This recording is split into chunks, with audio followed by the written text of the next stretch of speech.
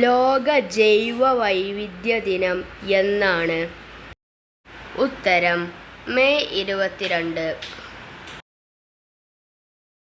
ജൈവവൈവിധ്യം അഥവാ ബയോഡൈവേഴ്സിറ്റി എന്ന പദം ആദ്യമായി ഉപയോഗിച്ച വർഷം? ഉത്തരം 1985. ജൈവവൈവിധ്യ ദശകമായി ഐക്യരാഷ്ട്ര പൊതുസഭ പ്രഖ്യാപിച്ച കാലഘട്ടം ഏതാണ്? ഉത്തരം 2011 മുതൽ 2020 വരെ. ജൈവവൈവിധ്യം എന്ന പദം ആദ്യമായി ഉപയോഗിച്ചത് ആരാണ്? ഉത്തരം വാൾട്ടർ ജി റോസൺ.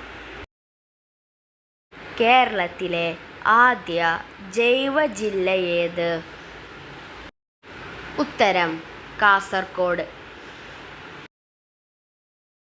കേരളത്തിലെ ഏറ്റവും ജൈവവൈവിധ്യമാർന്ന പുഴ ഏത്?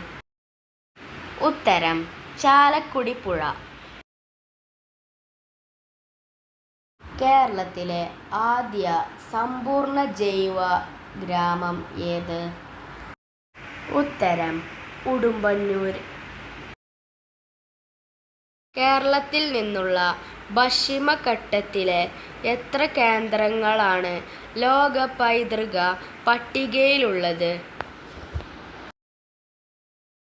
ഉത്തരം 19 കേന്ദ്രങ്ങൾ.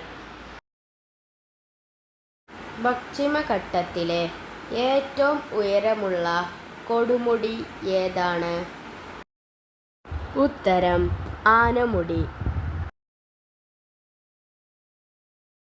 പശ്ചിമഘട്ടത്തിലെ ഏറ്റവും ഉയരം കൂടിയ ആനമുടി മലനിരകൾ സ്ഥിതി ചെയ്യുന്ന ജില്ല ഏത്?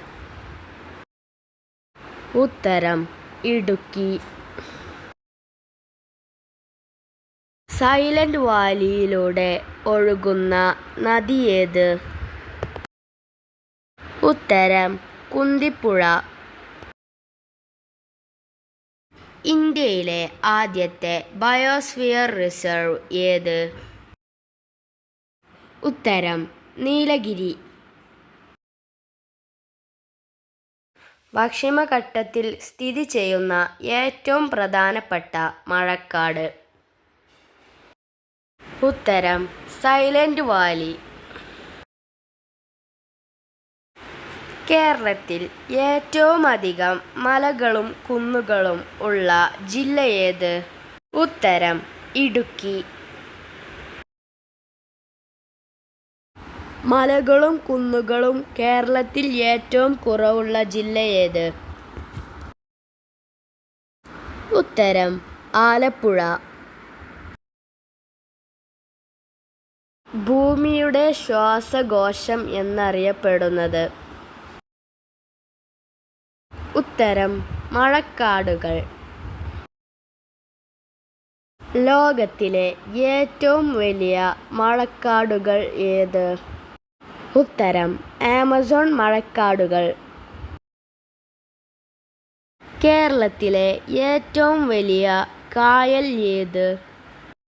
ഉത്തരം വേമ്പനാട്ടുകായൽ. സംരക്ഷിത വനഭൂമി ഇല്ലാത്ത കേരളത്തിലെ ജില്ല ഏത്? ഉത്തരം ആലപ്പുഴ. കേരളത്തിൽ ആകെ എത്ര കായലുകളാണുള്ളത്? ഉത്തരം 34 കായലുകൾ.